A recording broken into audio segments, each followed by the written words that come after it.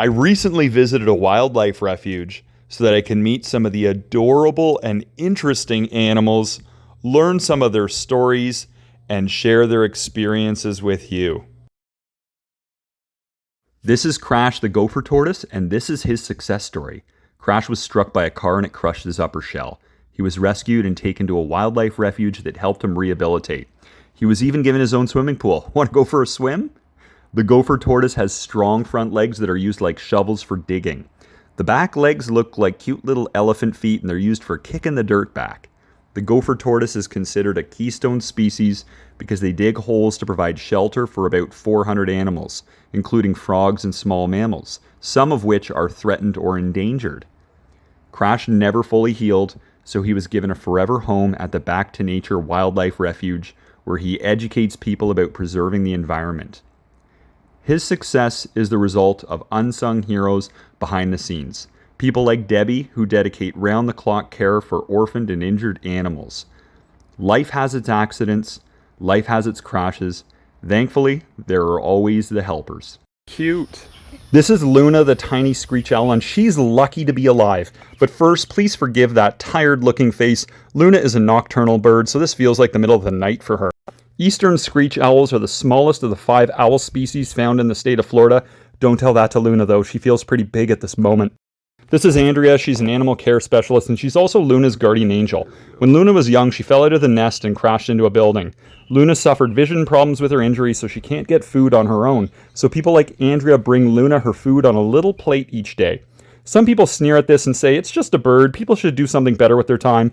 However, if we see things from a higher perspective, we can appreciate that not only does this make a big difference to this little owl, but when we help animals in need, it helps awaken compassion in us. It also helps awaken compassion in those who see animals in need being helped by other people.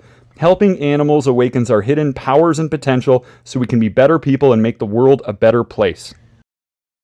This is Coco the emu, and after escaping from a meat farm, Coco went for a run along the highway. Emus can hit speeds of 50 kilometers an hour and shift directions rapidly without using turn signals. So it should come as no surprise Coco caused multiple car collisions. Let's just say that all the drivers on the highway that day had a really amusing excuse for being late for work. I thought somebody had handed me a mini football to play catch, but this was an egg Coco laid, and that's when they figured out she was female. Emus eat fruit and plants, but will also eat shards of glass or metal to help digestion. Speaking of eating anything, looks like we've goat visitors.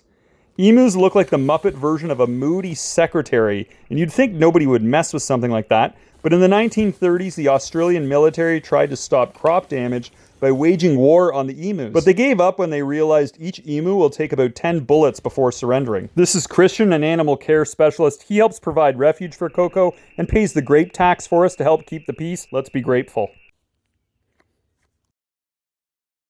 This is Gretchen, and I was told that if I wanted to make friends with her, I had to bring her a little flower.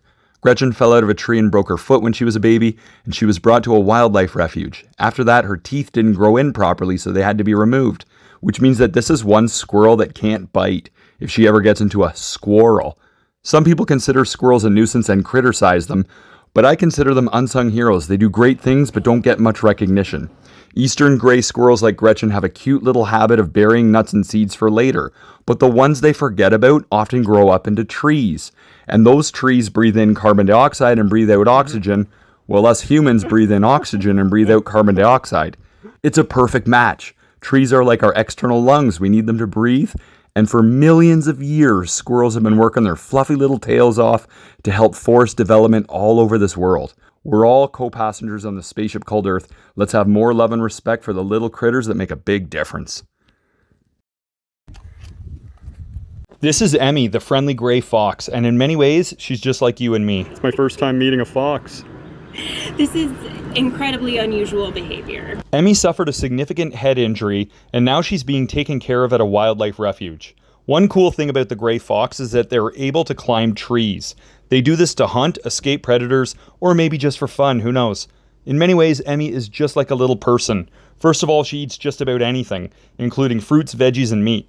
Secondly, she's nocturnal, so she likes to stay up late at night, just like we do sometimes. And she also enjoys getting a bit of sunshine, too. Just like us, Emmy understands affection. Just look at this. And she knows what play is all about too. Animals like Emmy have real thoughts, feelings, and emotions. They know fear, they know pain, and they have curiosity, which means they also have consciousness. At the end of the day, we're all animals, we're all family. Let's have more love in our hearts for our little furry brothers and sisters like Emmy. Well, Back to Nature is a local grassroots organization here in Central Florida, and we're the largest wildlife rehabilitation and public education facility that does the type of work that we do. But we can't do this work alone. We do this work because the public cares about us.